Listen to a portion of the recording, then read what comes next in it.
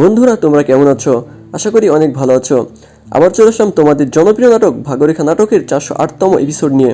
তো বন্ধুরা 408তম এপিসোডটি দেখার আগে তোমরা যদি এই চ্যানেলে নতুন দর্শক হয়ে থাকো তাহলে চ্যানেলটি এখনই সাবস্ক্রাইব করো। তাহলে চলো দেখা যাক 408তম পর্বে কি ঘটতে চলেছে।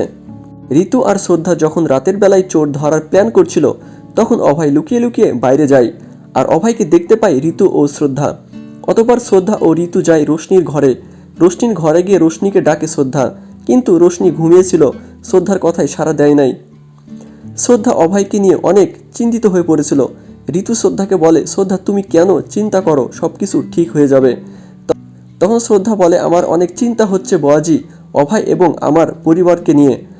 অন্যদিকে কুণাল আবারও যায় আরতির রুমে কুণালের শার্ট নিতে। অতঃপর শার্টটি নিয়ে কুণাল বাইরে চলে যায়। ওপর দিকে ঋতু রোশনির রুমের দিকে তাকিয়ে দেখে অভয় রোশনির মাথার কাছে বসে আছে। অভয়কে দেখে ঋতু ও শ্রদ্ধা অবাক হয়ে যায়। শ্রদ্ধা যখন অভয় রুমের পাশ দিয়ে যাচ্ছিল তখনই শ্রদ্ধার হাত থেকে একটা ব্যাগ পড়ে যায়। আর তখনই অভয় আসে শ্রদ্ধার কাছে। অভয় শ্রদ্ধাকে বলে, শ্রদ্ধা তোমার কি কোনো কাজ নেই?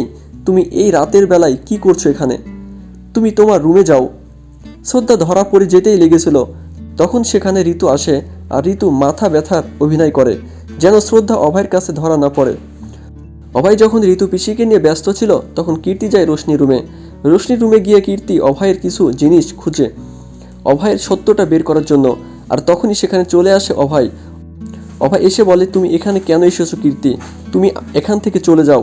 তখন কীর্তি বলে, আমার চোখে তুমি ফাঁকি দিতে পারবে না অভয়, আমি তোমার সত্যটা বের করেই ছাড়বো। কথা বলে কীর্তি অভয়ের রুম থেকে চলে যায়। অন্যদিকে কুণাল যখন বাইরে গেছিল গুন্ডাদের টাকা দেওয়ার জন্য, তখন শ্রদ্ধা মুখোশ পরে সেখানে দাঁড়িয়েছিল।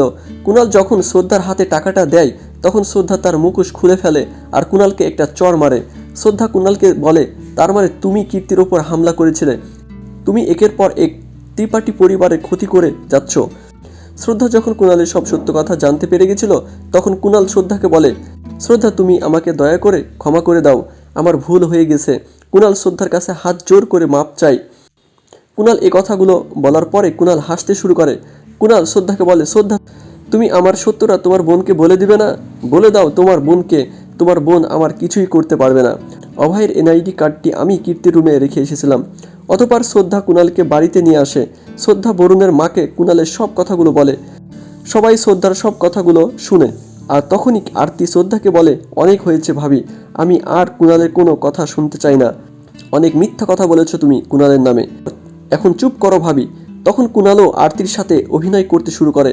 শ্রদ্ধার কথাগুলো শুনে সবাই শ্রদ্ধার কথা বিশ্বাস করে।